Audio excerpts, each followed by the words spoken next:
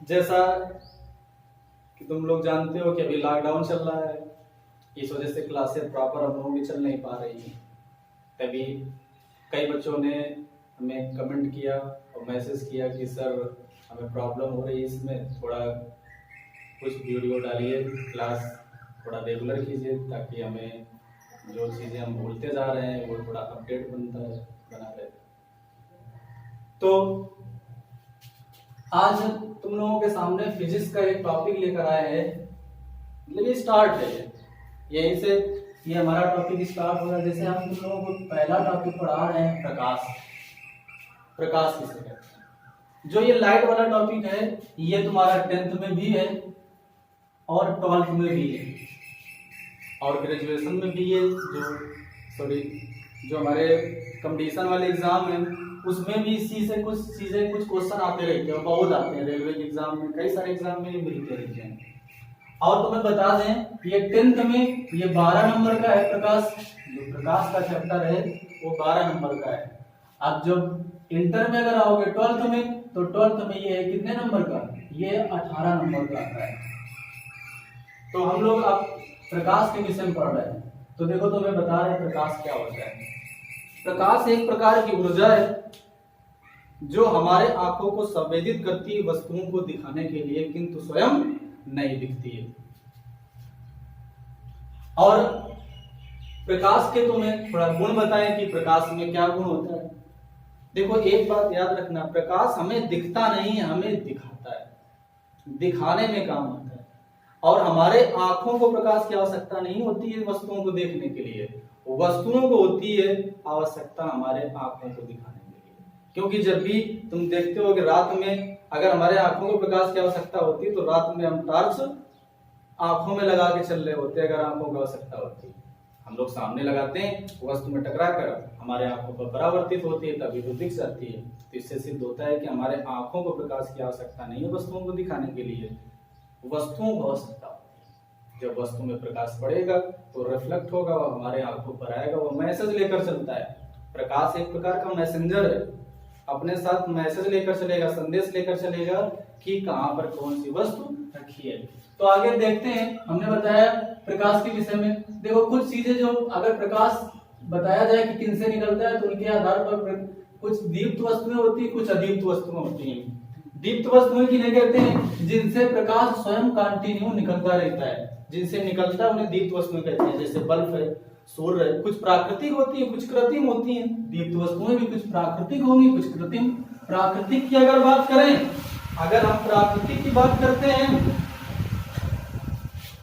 प्राकृतिक की अगर बात करें तो इसमें हमारा आता है सूर्य है, मतलब जितने तारे हैं, तारे सितारे, ये सारे दीप्त वस्तुएं होती हैं प्राकृतिक। कृत्रिम में अगर बताएं तो बल्ब है, लालटेन है, ये सब हमारी कैसी है? कृत्रिम है, जो हम लोगों ने बनाया। अदीप्त की बात करें जिनसे प्रकाश नहीं निकलता है, जैसे पृथ्वी है, लकड़ी है, मतलब जिनसे प्रकाश ना निकले, वो अदीप्त होती है। आगे बात करते हैं बेटा, प्रकाश के गुण पढ़ते हैं। तो प्रकाश में कौन कौन से गुण होते हैं ये हम लोग सीखते हैं। मतलब इनकी कैरेक्टरिस्टिक्स क्या है, प्रॉपर्टीज क्या है, देखते हैं। प्रकाश हमेशा सीधी रेखा में चलता है, नंबर 1। नंबर 2, प्रकाश में परावर्तन होता है। नंबर 3, प्रकाश में अपवर्तन होता है। ये सब टॉपिक होते हैं अलग अलग। परावर्तन क्या है, अपवर्तन क्या है, ये आगे आने वाले जब हम वीडियो डालेंगे अलग टॉपिक्स वाले टॉपिक तो उसमें बताएंगे कि परावर्तन क्या होता है, अपवर्तन। आज तो परावर्तन तुम्हें बताएंगे क्या, फिर आगे बताएंगे अपवर्तन क्या होता है। तो प्रकाश में परावर्तन होता है, प्रकाश में अपवर्तन होता है, प्रकाश में विवर्तन होता है, प्रकाश में ध्रुवण होता है, प्रकाश में व्यतिकरण होता है। तो इस तरीके कई सारे इसमें प्रकाश में हमारे गुण होते हैं। प्रकाश की जो चाल होती है, निर्वात में प्रकाश की चाल 3 × 10⁸ मीटर पर सेकंड होती है। कितना होती है? 3 × 10⁸ मीटर पर सेकंड होती है प्रकाश की चाल निर्वात में। और प्रकाश को चलने के लिए किसी माध्यम की आवश्यकता नहीं होती है, लेकिन अलग अलग माध्यम में अगर प्रकाश जाएगा तो उसकी चाल अलग अलग हो जाती है, क्योंकि प्रकाश अपवर्तनांक पर निर्भर करता है। और अपवर्तनांक किसका हुआ करता है? माध्यम का होता है। ये आगे वाला नेक्स्ट जो वीडियो आएगा हमारा, जो नेक्स्ट क्लास आएगी अपवर्तन, उसमें ये बातें बताएंगे। आगे चलते हैं। इसमें प्रकाश का परावर्तन। परावर्तन किसे कहते हैं? जब प्रकाश एक माध्यम से, जब प्रकाश किसी चिकनी सतह पर आपतित होता है तो वह टकरा कर पुनः उसी माध्यम में वापस लौट जाता है। प्रकाश की इस घटना को क्या कहते हैं? परावर्तन कहते हैं। जैसे प्रकाश हमारा, ये हमारी चिकनी सतह है कोई, इसमें प्रकाश आपतित हुआ, तो जो आपतित होता है इसे आपतित किरणें कहते हैं या आपतित प्रकाश कहते हैं, और इसी से टकरा कर वो वापस लौट गया, इसे परावर्तित किरणें कहते हैं। ये परावर्तित किरण है। तो जब प्रकाश किसी चिकनी सतह पर आता है, वो टकरा कर वापस वैसे ही लौट जाता है, तो प्रकाश की इस घटना को ही, जो ये फिनोमिना है, इस घटना को ही प्रकाश का परावर्तन कहते हैं। इंग्लिश में बोलते हैं रिफ्लेक्टिंग ऑफ लाइट। तो जितनी किरणें हमारी चिकनी सतह पर आ रही होती है उसे आपतित किरणें कहते हैं, जो टकरा कर जा रही होती है उसे परावर्तित किरणें कहते हैं। और इसी के बीच में एक हमारा क्या होता है, एक कोई अभिलंब अगर खींच लिया जाए, अभिलंब हमेशा सतह के लंबवत होता है, तो अभिलंब तथा आपतित किरण के बीच बना कोण आपतन कोण कहलाता है, उसे आई कहते हैं। अभिलंब तथा परावर्तित किरण के बीच बना कोण परावर्तन कोण कहलाता है। ये आपतन कोण है, ये परावर्तन कोण। Incident angle, reflected angle. तो ये हमारा आपतन कोण परावर्तन कोण की परिभाषा बताती है। आगे बात करते हैं बेटा परावर्तन के नियम। परावर्तन के दो नियम होते हैं। नंबर 1, आपतित किरण परावर्तित किरण तथा आपतन बिंदु पर अभिलंब तीनों एक ही सतह पर होते हैं, ये पहला हो गया। दूसरा जो नियम है, आपतन कोण जो आई है, आपतन कोण किसके बराबर होता है? परावर्तन कोण के बराबर होता है। Incident angle is equal to reflected angle. आगे बात करते हैं प्रतिबिंब। हम लोग परावर्तन टॉपिक पढ़ते हैं, ये 10th में भी है 12th में भी है, दोनों के लिए इंपॉर्टेंट है। आगे बात करते हैं जो प्रतिबिंब। प्रतिबिंब किसे कहते हैं? इंग्लिश में बोलते हैं इसे इमेज। इंग्लिश में इसे क्या बोलते हैं? इमेज। जो इमेज होती है, जब हम लोग किसी दर्पण के सामने आगे खड़े होते हैं तो दर्पण में जो एक हमारे हुबहू एक फिगर नजर आता है, उसी को क्या कहते हैं? प्रतिबिंब कहते हैं। जो प्रतिबिंब होता है, जो इमेज जिसे कहा करते हैं, तो इमेज दो प्रकार का होता है, एक वास्तविक प्रतिबिंब, नंबर दूसरा आभासी प्रतिबिंब। वास्तविक प्रतिबिंब को रियल इमेज कहते हैं और आभासी प्रतिबिंब को वर्चुअल इमेज कहते हैं। वास्तविक प्रतिबिंब हमेशा उल्टा होता है और आभासी प्रतिबिंब हमेशा सीधा होता है, ये याद है। आगे बात करते हैं जो परावर्तन हुआ करता है वो दर्पणों में होता है। तो आगे बात करते हैं दर्पण। दर्पण किसे कहते हैं? कोई अगर कांच की पट्टी है, उसके एक तरफ अगर कोई पॉलिश कर दिया जाए, रेड ऑक्साइड किसी की पॉलिश अगर कर दो, एक तरफ पॉलिश कर दो और एक तरफ उसका क्या है, एक सिरा छोड़ दो, एक परावर्तक सिरा ऐसा छोड़ दिया जाएगा तो प्रकाश आएगा, टकरा कर चला जाएगा। तो ऐसा जो हमारा होगा उसी को क्या कहेंगे? दर्पण। तो दर्पण दो प्रकार का होता है, एक समतल दर्पण, दूसरा गोली दर्पण। समतल दर्पण किसे कहते हैं? देखो समतल दर्पण इंटर में तो खैर थोड़ा आता है, ज्यादातर एयरफोर्स में ज्यादा इसके विषय पूछा जाता है, इमेज पूछता है, नंबर ऑफ इमेज। गोली दर्पण तो खैर है ही। तो अगर समतल दर्पण अगर के विषय में तुम लोगों को और अच्छे से अगर जानना है तो कमेंट कर देना, मैसेज कर देना, तो इसका वीडियो एक नेक्स्ट हम डाल देंगे जो पूरा समतल दर्पण पर आधारित होगा। बस छोटा सा टॉपिक है।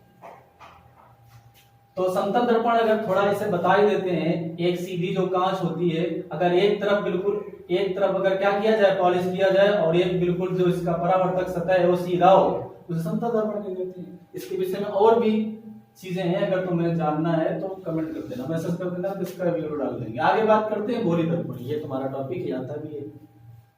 जो गोली दर्पण है, गोली दर्पण किसे कहते हैं? तो कांच का कोई खोखला गोलाकार है और उसको अगर काट दिया जाए और उसके एक तरफ अगर पॉलिश कर दिया जाए, तो इस प्रकार जो दर्पण प्राप्त होता है उसे गोली दर्पण कहते हैं। तो गोली दर्पण दो प्रकार का होता है, नंबर 1 अवतल दर्पण, नंबर दूसरा उत्तल दर्पण। अवतल दर्पण किसे कहते हैं? यदि अवतल दर्पण किसे कहते हैं? यदि अगर इसमें जो कोट किया जाए, पेंट किया जाए या पॉलिश किया जाए, उभरे हुए तल में किया जाए, अर्थात यदि गोली दर्पण का परावर्तक सतह धसा हुआ बेंट हो तो उसे क्या कहते हैं, अवतल दर्पण कहते हैं। और यदि परावर्तक सतह उभरा हुआ हो तो उसे क्या कहते हैं, उत्तल दर्पण कहते हैं।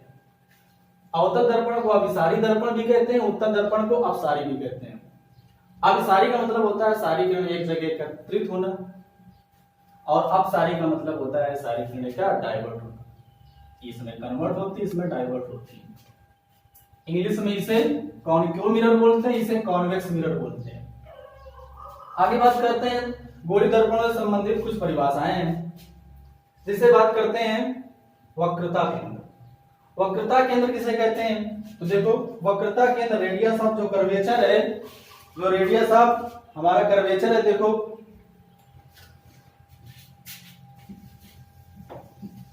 तो जितनी भी परिभाषाएं होंगी वो गोली दर्पण पर आधारित है, तो गोली से संबंधित होंगी, क्योंकि हमारा जो गोली दर्पण है वो खोखले गोले से काटकर बनाया गया है। तो खोखले गोले का केंद्र ही, खोखले गोले का केंद्र ही क्या कहलाता है, दर्पण का वक्रता केंद्र कहलाता है। इसे सी से प्रदर्शित करते हैं। आगे बात करते हैं वक्रता त्रिज्या। खोखले गोले की त्रिज्या ही गोली दर्पण की वक्रता त्रिज्या कहलाती है, रेडियस ऑफ कर्वेचर।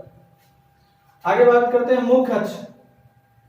तो बताओगे दर्पण के, गोली दर्पण के मध्य बिंदु से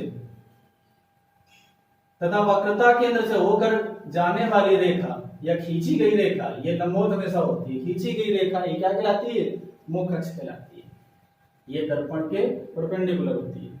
आगे बात करते हैं मुख्य फोकस। देखो मुख्य फोकस क्या होता है,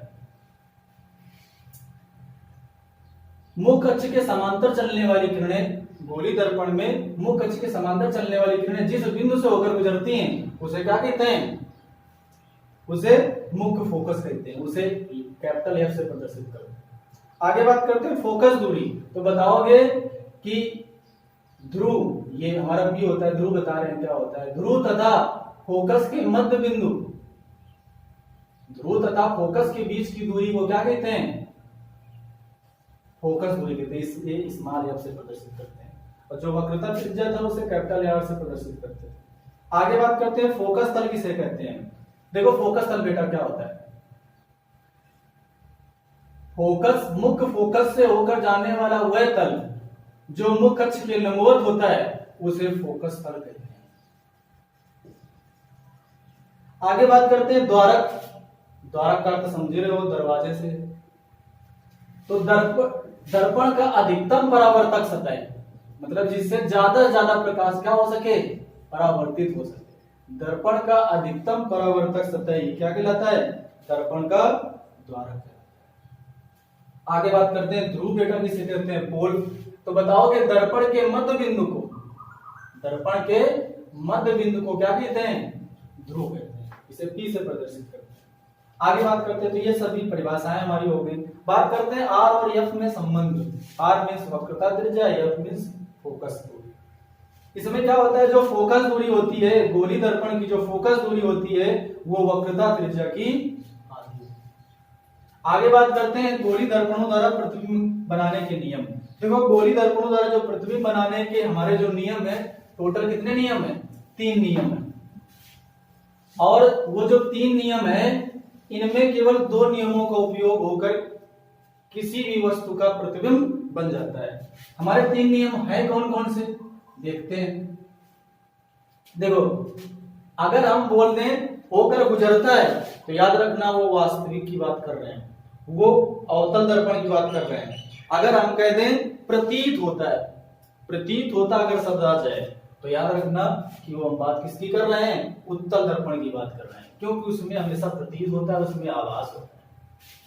तो जैसे बताया था वास्तविक जो प्रतिबिंब था ये उल्टा बनता था, उसे पर्दे पर लिया जाता है, और जो आभासी प्रतिबिंब है ये सीधा बनता है, इसे पर्दे पर नहीं लिया जा सकता है, केवल आभास करते हैं। तो देखो बात करते हैं गोली दर्पण द्वारा प्रतिबिंब बनाने के जो नियम है, 3 नियम है। नंबर 1 क्या है, मुख्य अक्ष के समांतर चलने वाली किरण, मुख्य अक्ष के समांतर चलने वाली किरण फोकस बिंदु से होकर गुजरती है अथवा प्रतीत होती है। गुजरती है मतलब अवतल दर्पण, और अगर प्रतीत होती है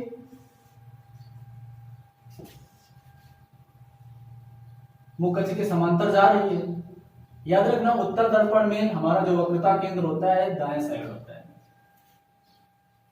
ये हमारा फोकस है।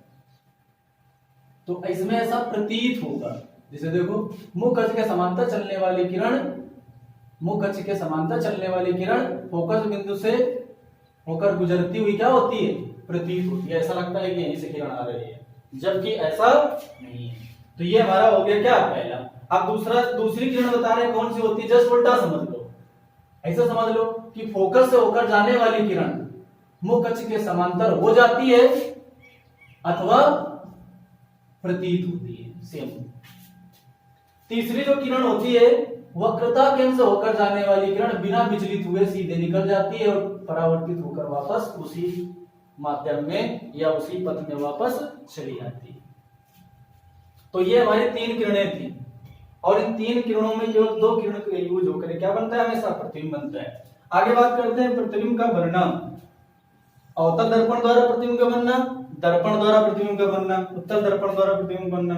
उत्तल दर्पण द्वारा प्रतिबिंब बनने के 6 नियम होते हैं। उत्तल दर्पण द्वारा प्रतिबिंब बनाने के कितने नियम होते हैं, 1 नियम होता है। देखो थोड़ा हमारा वीडियो हो सकता है बड़ा भी हो जाए, क्योंकि अगर अच्छे से अगर ऐसे ही बताना हो तो 10 मिनट वीडियो खत्म हो जाता है, लेकिन हम तुम्हें इमेज बनाना सिखा रहे हैं, कैसे क्या ये बनते हैं। तो थोड़ा हो सकता है कि बड़ा हो जाए, तो परेशान होने की जरूरत नहीं, क्योंकि अगर अच्छा सीखना है तो थोड़ा टाइम तो फिर लगता ही है। कोई ठीक ठाक वाले वीडियो नहीं है कि जो 1 मिनट में सब हो जाए। तो देखो बेटा आगे चलते हैं। उत्तल दर्पण द्वारा प्रतिबिंब का, देखो प्रतिबिंब का वर्णन। नंबर 1 अवतल दर्पण द्वारा। अवतल दर्पण द्वारा क्या, जो हमारे कॉनकेव मिरर हैं इनके द्वारा प्रतिबिंब कैसे बनते हैं। 6 अवतल दर्पण द्वारा प्रतिबिंब बनने के 6 नियम होते हैं। 6 तरह प्रतिबिंब बन सकता है अवतल दर्पण में, अर्थात कह सकते हो कि अवतल दर्पण के सामने वस्तुओं को 6 प्रकार रख सकते हो। पहली स्थिति क्या है, नंबर 1 अनंत पर। यदि अवतल दर्पण में वस्तु को अनंत पर रखा जाए तो उसका प्रतिबिंब कैसा बनेगा, तो देखते हैं बेटा। ये हमारा अवतल दर्पण है, ये हमारा मुख्य फोकस है, ये वक्रता केंद्र है, और अनंत पर कोई वस्तु को क्या, अनंत पर कोई वस्तु हमारी ओ डैश रखी हुई है। डैश का मतलब होता है अनंत। अब देखो याद रखना एक चीज तुम्हें बता दें कि अनंत से जो किरणें चलती हैं हमेशा समांतर चलती हैं। जैसे सूर्य से किरणें अगर आती हैं तो वो समांतर चल के आती हैं, तो अनंत से जो किरणें आ रही समांतर आएंगे। एक किरण वक्रता केंद्र से होकर गुजरती है, एक किरण कहां से गुजरेगी, वक्रता केंद्र सेंटर ऑफ कर्वेचर से, और दूसरी किरण कहां से गुजरेगी, फोकस से होकर गुजरेगी। और एक बात बेटा तुम्हें पता है कि जो वक्रता केंद्र से जाती है तो बिना विचलित हुए क्या है, सीधे वापस चली जाती है, और जो फोकस से जाती है वो क्या हो जाती है, मुख्य अक्ष के समांतर हो जाती है। हमने तुम लोगों को बताया था, इस प्रकार देख रहे होगे। और जहां पर 2 किरणें एक दूसरे को काटती है हमेशा वहीं पर उस वस्तु का प्रतिबिंब बनता है। तो यहाँ पर देखो इस वस्तु का क्या बन गया, प्रतिबिंब बन गया। तो कह सकते हो कि जब वस्तु अनंत पर होती है, जैसे ओ डैश हमारा वस्तु है, ऑब्जेक्ट है, इसका जो प्रतिबिंब बना है क्या बना है, आई डैश बना है। कह सकते हो जब वस्तु अनंत पर है तो उसका प्रतिबिंब आई डैश फोकस पर उल्टा, वास्तविक तथा बहुत छोटा बनता है। आगे बात करते हैं जब वस्तु कहां पर है, अनंत तथा वक्रता केंद्र के बीच है। अनंत तथा वक्रता केंद्र के बीच रख दिया गया है, इनफिनाइट और सेंटर ऑफ कर्वेचर के मिडिल में रखी हुई है। तो देखो हमारा ये अवतल दर्पण है, ये हमारा F है, ये C है, और ये मान लेते हैं कि ये क्या है, अनंत और वक्रता केंद्र के बीच की दूरी है। यहाँ पर वस्तु रखी है तो एक किरण मुख्य अक्ष के समांतर जाएगी, पैरेलल जाएगी, तो कहां से गुजरेगी, फोकस से गुजरेगी। दूसरी किरण कहां से जाएगी, फोकस से जाएगी, तो क्या हो जाएगी, परावर्तित हो गई। सब परावर्तन हो रहा है, परावर्तित होकर क्या है, मुख्य अक्ष के समांतर हो जाएगी। जहां पर दोनों किरणें काटेंगी वहीं पर वस्तु का क्या बन जाएगा, प्रतिबिंब बन जाएगा। मान लो ओ डैश वस्तु है तो इसका प्रतिबिंब क्या बन जाएगा, आई डैश बन जाएगा। और देखो कहां पर बन रहा है, कहां पर बन रहा है, सी और एफ के बीच बन रहा है। तो कह सकते हो कि जब वस्तु अनंत तथा वक्रता केंद्र के बीच रखी होती है तो उसका प्रतिबिंब फोकस तथा वक्रता के केंद्र के बीच में उल्टा, वास्तविक तथा वस्तु से छोटा बनता है केवल। तीसरी किरण, तीसरी तरह की वस्तु कहाँ रखी जा सकती है? जब वस्तु कहाँ पर हो? वक्रता केंद्र पर हो। जब वस्तु हमारी वक्रता केंद्र पर होती है, मान लो ये F है, ये C, वक्रता केंद्र पर वस्तु रख दिया जाए तो मुख अक्ष के समांतर चलने वाली किरण फोकस से गुजरेगी और फोकस से जाने वाली किरण कहाँ? मुख अक्ष के समांतर हो जाएगी। इस प्रकार ये किरण जहाँ काट देगी वहां पर वस्तु का प्रतिबिंब बन जाएगा। तो देख रहे होगी कि O डैश वस्तु है, इसका प्रतिबिंब क्या बन गया? I डैश बन गया। वो कहाँ पर बना? जहां पर वस्तु रखी है। यही एक ऐसी सिचुएशन होती है और सबसे ज्यादा पेपर में आता है। ये एक ऐसी सिचुएशन होती है कि जहां पर वस्तु रखी होती है वहीं पर प्रतिबिंब बनता है और उसी की इक्वल बनता है। कह सकते हो जब वस्तु वक्रता केंद्र पर रखी है तो इसका प्रतिबिंब वक्रता केंद्र पर ही उल्टा वास्तविक तथा वस्तु के बराबर बनता है। चौथी जो सिचुएशन है हमारी, चौथी तरह वस्तु कैसे रखा जा सकता है बेटा? देखो, चौथी तरह वस्तु को वक्रता केंद्र तथा फोकस के बीच रखा जा सकता है। जब अवतल दर्पण में वस्तु को फोकस और वक्रता केंद्र के बीच में रखोगे तो मुख अक्ष के समांतर जाने वाली किरण फोकस से होकर गुजरेगी और फोकस से जाने वाली किरण कहां से गुजरेगी? मुख अक्ष के समांतर हो जाएगी। इस प्रकार तुम देख रहे होगे कि जब वस्तु C और F के बीच होता है तो इसका प्रतिबिंब कहां पर बनता है? अनंत और वक्रता केंद्र के बीच में उल्टा वास्तविक बनता है तथा वस्तु से बड़ा बनता है। बड़ा बनने लगेगा, पहले छोटा था फिर बराबर हुआ, बड़ा होता जाएगा। पांचवी स्थिति आती है कि जब वस्तु कहां पर रखी है? F पर रखी है, मुख फोकस पर रखी है। तो जब वस्तु मुख फोकस में रखी होती है तो मुख अक्ष के समांतर जाने वाली किरण फोकस से गुजरती है और एक हमारी कहां से? वक्रता केंद्र से जाने वाली किरण परावर्तित होकर वापस वैसे आ जाती है। इस प्रकार देखो ये किरणें कहां पर? ये समांतर हो गई है। तो समांतर होता है तो कहां पर किरणें काटेंगे? जो हमें बात नहीं पता होती तो हम क्या बता देते हैं? अनंत। आकाश में कितने तारे? अनंत। क्यों गिन नहीं सकते? तो इसी प्रकार ये किरणें कहां पर काटेंगे? अनंत पर काटेंगे और अनंत पर काटेंगे तो इसका प्रतिबिंब बहुत बड़ा बनेगा। कह सकते हो जब वस्तु मुख फोकस पर रखी होती है तो इसका प्रतिबिंब उल्टा वास्तविक तथा वस्तु से बहुत बड़ा बनता है। वो कहां पर बनता है? स्थिति क्या है? अनंत पर बनता है। देखो छठवीं स्थिति, अभी तक देख रहे थे अवतल दर्पण में 5 स्थिति में प्रतिबिंब हमेशा उल्टा वास्तविक बन रहा था। ये ऐसी स्थिति है जिसमें प्रतिबिंब सीधा बनेगा। देखो जब वस्तु हमारी क्या है? फोकस और ध्रुव के बीच रखी हो अर्थात दर्पण के बीच रखी हो।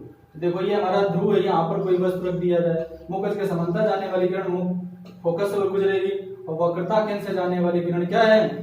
वैसे जैसे जाएगी वैसे टकरा के वापस आ जाएगी। देखो ये तो फैलती चली जा रही है, किरणें कहीं नहीं काटेगी। हम लोग क्या करेंगे? इसको ऐसा करोगे, थोड़ा पीछे बढ़ा दो। जब पीछे बढ़ाया तो देखा कि ये पीछे इसका प्रतिबिंब बनने लगा। इस प्रकार कह सकते हो कि जब वस्तु कहां पर? वक्रता फोकस और ध्रुव के बीच में रखी हो तो इसका प्रतिबिंब दर्पण के पीछे बनता है। अभी तक आगे बन रहा था, इसमें दर्पण के पीछे आभासी सीधा तथा वस्तु से बड़ा बनता है। तो इस प्रकार देख रहे थे उत्तल दर्पण द्वारा प्रतिबिंब का बनना। अब उत्तल दर्पण द्वारा प्रतिबिंब बनने की केवल एक स्थिति होती है। उत्तल दर्पण द्वारा प्रतिबिंब बनना देखो क्या होता है? ये हमारा उत्तल दर्पण है। जो हमारा उत्तल दर्पण होता है इसका परावर्तक सतह क्या होगा? उभरा हुआ होगा। तो मान लो वस्तु की प्रत्येक स्थिति के लिए वस्तु तुम कहीं पर भी रखो, उत्तल दर्पण के सामने वस्तु तुम कहीं पर भी रखो, जैसे मान लो ये C है, ये F है। देखो मुख अक्ष के समांतर जाने वाली किरण कहां से गुजरती हुई प्रतीत होगी?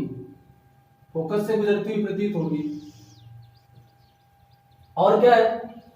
कोई किरण वक्रता केंद्र से अगर जा रही है तो जैसे जाएगी वैसे वापस आ जाएगी। और इस प्रकार जहां पर 2 किरणें काटती हैं वहीं पर प्रतिबिंब बनता है।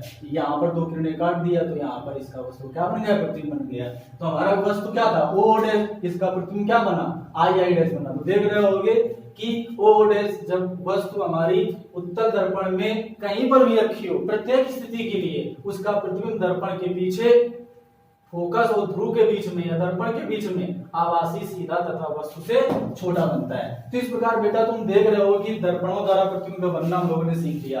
अब दूरियां नापने के निर्देशांक ज्यामिति आती है, चिन्ह प्रॉपर्टी, ये जरूर आना चाहिए। अगर ये नहीं आएगा तुम कभी भी न्यूमेरिकल नहीं लगा सकते हो। क्यों? क्योंकि इसमें गलत जरूर कर दोगे, क्योंकि इसमें चिन्ह का ज्ञान होना चाहिए। याद रखना चिन्ह प्रॉपर्टी में कुछ भी नहीं है। नंबर 1 है समस्त दूरियां आपतित किरण की दिशा में ही नापी जाती हैं। आप अर्थात आपतित किरण की दिशा में नापी गई दूरियां धनात्मक होती हैं, मतलब जिधर आपतित किरण है। एक बात तुम्हें और बताएं, तुम लोगों ने 9th में पढ़ा होगा कोऑर्डिनेट। कोऑर्डिनेट में तुम जानते हो ये मूल बिंदु होता है, ये हमारा x अक्ष, x डैश, ये y डैश होता है। इधर जितना भी होगा सब प्लस में होगा, इधर जितना होगा सब माइनस में होगा, ऊपर जितना होगा प्लस में, इधर माइनस में। तो इसी के अकॉर्डिंग सब होता है। सब दर्पण को हमेशा कहां पर रखते हैं? मूल बिंदु पर रखते हैं। जो चिन्ह प्रपाटी है सेम हमारा लेंस के लिए भी ऐसा होता है। तो इसे अच्छे से समझ लेना। आपतित किरण की दिशा में नापी गई दूरियां धनात्मक होती है तथा विपरीत दिशा में नापी गई दूरियां ऋणात्मक होती हैं। नंबर दूसरी बात, मुख्य अक्ष के ऊपर की तरफ नापी गई दूरियां धनात्मक होती है क्योंकि y प्लस होता है। मुख्य अक्ष के नीचे की तरफ नापी गई दूरियां ऋणात्मक होती हैं। नंबर तीसरा, उत्तल दर्पण की फोकस दूरी याद रखना हमेशा धनात्मक होती है, पॉजिटिव कॉनकेव मिरर की। और अवतल दर्पण की फोकस दूरी कैसी होती है? ऋणात्मक होती है। आगे बात करते हैं आवर्धन क्षमता, थोड़ा देख लेते हैं बेटा। रेखीय आवर्धन, रेखीय आवर्धन देखो क्या होता है। जो रेखीय आवर्धन हमारा है, जो रेखीय आवर्धन होता है तो आगे हम बता देंगे, लेकिन यहाँ पर थोड़ा देख लो। जो रेखीय आवर्धन को जो यम कहते हैं, ये क्या होता है? आभासी तथा सीधे प्रतिबिंबों के लिए रेखीय आवर्धन धनात्मक होता है और उल्टे तथा वास्तविक प्रतिबिंब के लिए रेखीय आवर्धन ऋणात्मक होता है। तो ये चिन्ह परिपाटी था, इसी के अकॉर्डिंग यूवीएफ में संबंध होता है। पूरी दर्पणों के लिए जो यूवीएफ में संबंध होता है, यू क्या होता है? वस्तु की दूरी, वी क्या होता है? जहां पर प्रतिबिंब बना है, प्रतिबिंब की दूरी, एफ क्या होता है? दर्पण की फोकस दूरी। तो फार्मूला होता है 1/f बराबर 1/v प्लस 1/u। डेरिवेशन इसमें तुम्हारे कोर्स में नहीं है, बस न्यूमेरिकल आते हैं, तो ये फार्मूला तुम्हें याद रखना पड़ेगा। आगे बात करते हैं संयुग्मी फोकस। संयुग्मी फोकस क्या है? कॉन्जुगेट फोकस क्या होता है? संयुग्मी फोकस का अर्थ होता है कि जहां पर कोई वस्तु रखी है उसका प्रतिबिंब मान लो कहीं पर बन गया, यदि आप उस वस्तु को जहां पर प्रतिबिंब रखा है वहां पर रख दिया जाए तो उसका अगर प्रतिबिंब वस्तु की जगह बन जाए तो उस दोनों बिंदुओं को क्या कहते हैं? संयुग्मी फोकस कहते हैं। और यह केवल अवतल दर्पण में ही होता है, उत्तल दर्पण में नहीं होता है। तुम देख रहे हो कि जब अनंत पर था तो फोकस में बन रहा था, फोकस में वस्तु अगर रख दिया जाए तो अनंत पर बन रहा था, सिचुएशन मिल रही थी ऐसे। ये हमारे दोनों बिंदु क्या थे? संयुग्मी फोकस कहते हैं। ये केवल अवतल दर्पण में होता है। रेखीय आवर्धन की बात करते हैं, जब कंडीशन पूछे जाते हैं कि संयुग्मी फोकस किस में होता है, स्थिति किस में होती है, तो केवल अवतल दर्पण में होती है। रेखीय आवर्धन देखो क्या होता है। रेखीय आवर्धन जो लीनियर मैग्निफिसेंट है, इसे m से शो करते हैं। m बराबर होता है क्या? v/u। v क्या होता है? प्रतिबिंब की दूरी। u क्या होता है? वस्तु की दूरी। बताओगे प्रतिबिंब की दूरी तथा वस्तु की दूरी के अनुपात को क्या कहते हैं? रेखीय आवर्धन कहते हैं। अथवा दूसरी परिभाषा बता सकते हो क्या? I/O। प्रतिबिंब की लंबाई, I होता है लेंथ ऑफ इमेज, O होता है लेंथ ऑफ ऑब्जेक्ट। प्रतिबिंब की लंबाई तथा वस्तु की लंबाई के अनुपात को क्या कहते हैं? रेखीय आवर्धन कहते हैं। आगे बात करते हैं बेटा पहचानना। दर्पणों को पहचानते कैसे हैं? एक स्पर्श करके और प्रतिबिंब देख करके। अगर स्पर्श करने पर ऊपर उठे हुए हो तो याद रखना उत्तल दर्पण होता है, अगर दबे हुए हो तो वो क्या होता है? अवतल दर्पण होता है। प्रतिबिंब देख करके क्या है? यदि वस्तु की प्रत्येक स्थिति के लिए वस्तु की इधर-उधर करो दर्पण के सामने, यदि प्रत्येक स्थिति के लिए उसका दर्पण प्रतिबिंब हमेशा सीधा बने तो याद रखना वो कौन सा दर्पण है? उत्तल दर्पण है। और प्रत्येक स्थिति के लिए उसका प्रतिबिंब अगर चेंज होता जाए तो कैसा है? अवतल दर्पण। यूजेस देखेंगे, इसमें यूज पढ़ेंगे कि कहां पर इसका क्या है? उपयोग किया जाता है। जैसे क्या है? उत्तल दर्पण, डॉक्टर उत्तल दर्पण, अवतल दर्पण, ये जो हमारे इमेज होते हैं, मिरर जो होते हैं, इनका यूज डॉक्टर लोग पढ़ाई के लिए कई जगह और लाइट में हम लोग करते रहते हैं। ठीक है, अपनी सिचुएशन के अकॉर्डिंग जैसा हमें यूज करना है वैसे हम लोग। अगर सीधा प्रतिबिंब चाहिए हमेशा तो उत्तल दर्पण यूज करो, और अगर बड़ा प्रतिबिंब चाहिए और सीधा भी चाहिए तो अवतल दर्पण, जैसे जो नाई लोग होते हैं और जो जिम में हमारे जो दर्पण लगे होते हैं वो अवतल दर्पण होते हैं। तो तुमने ये पूरा ये जो टॉपिक था बच्चों, ये हमारा परावर्तन वाला पूरा हो गया। हम जानते हैं वीडियो बड़ा भी हो गया होगा, तो अगर अच्छे से जो ये देख लेगा तो उसे जरूर अच्छे से समझ में आएगा। ठीक है, तो अभी तक जिन लोगों ने ये चैनल को VS the smart academy and education आपको जिस लोगों ने क्या नहीं किया है, हाँ समझ दो, लाइक नहीं किया है, सब्सक्राइब नहीं किया है तो उसे जरूर कर दें। ठीक है, अगर वीडियो अच्छा लगे तो लाइक करना, ना अच्छा लगे तो डिसलाइक करना, बस रीजन बताना। ठीक है, फिर मिलते हैं नेक्स्ट वीडियो में। जय हिंद।